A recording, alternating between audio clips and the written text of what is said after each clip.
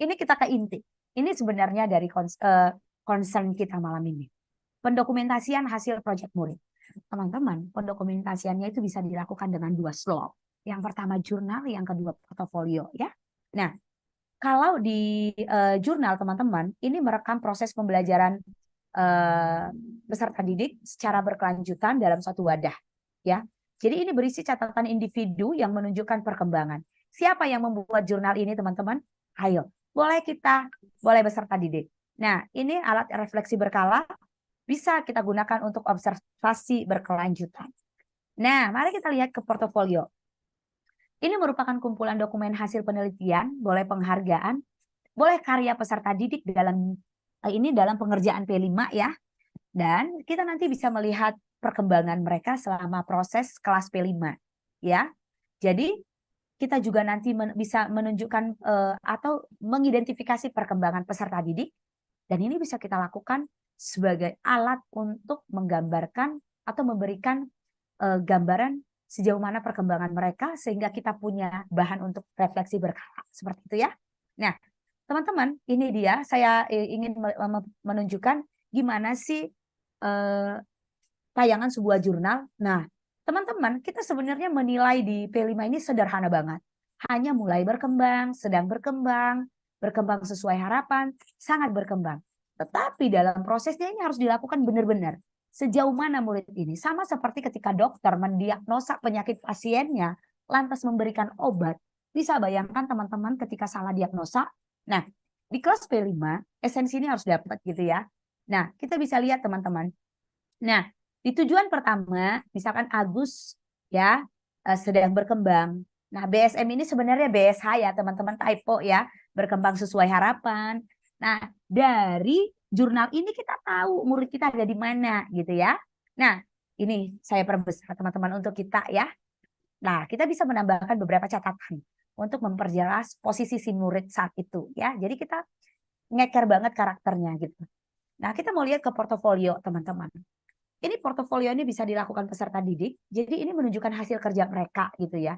Selama kapan ini Bu Erlina dilakukan? Mulai sejak awal, selama proses sampai akhir gitu ya. Nah, ini dikerjakan dengan bimbingan guru ya, teman-teman. Contohnya nih, catatan refleksi setiap kegiatan murid. Hal yang dilakukan hari ini. Jadi pertanyaan terbuka. Refleksi dari kegiatan hari ini apa? Emoji yang menunjukkan perasaan kamu sampai sejauh ini mengerjakan P5 apa gitu. Jadi kita bisa melihat ya teman-teman. Jadi kita bisa memberikan treatment juga yang sesuai dengan kondisi murid. Apa ingat teman-teman, kebutuhan belajar mereka juga berbeda gitu ya. Kita mau lanjut. Nah, saya ambil sebuah contoh portofolio untuk kita teman-teman. Ini saya ambil dari PMM. Contohnya berkebun tanpa tanah ya. Jadi ini model proyeknya dengan tema berekayasa dan berteknologi untuk kemajuan NKRI dengan topik berkebun tanpa tanah ya.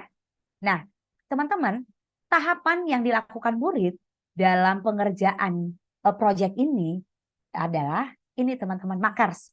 Jadi ini tahapannya ada di PMM ya teman-teman. Teman-teman boleh tonton untuk topik P5 nanti ya makers ya.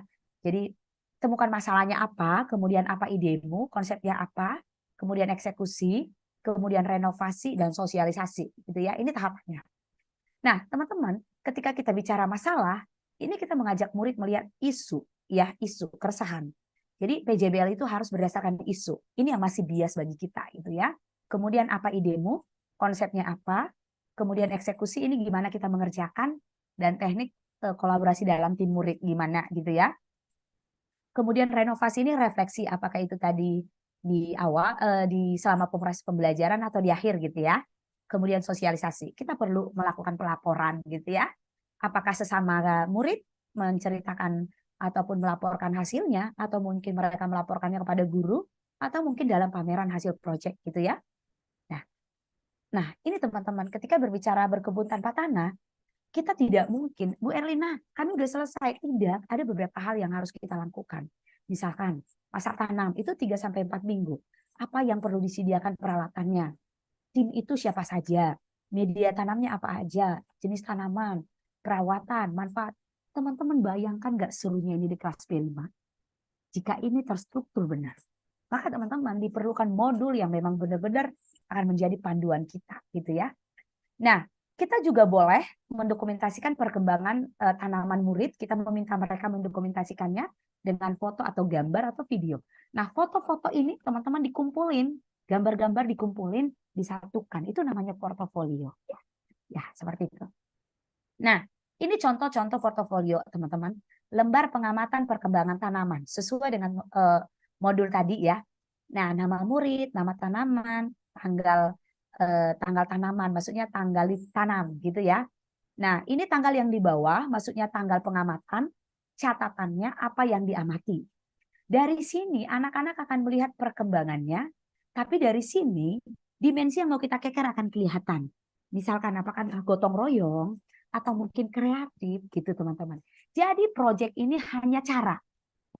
Tujuan utama kita adalah karakter gitu ya teman-teman.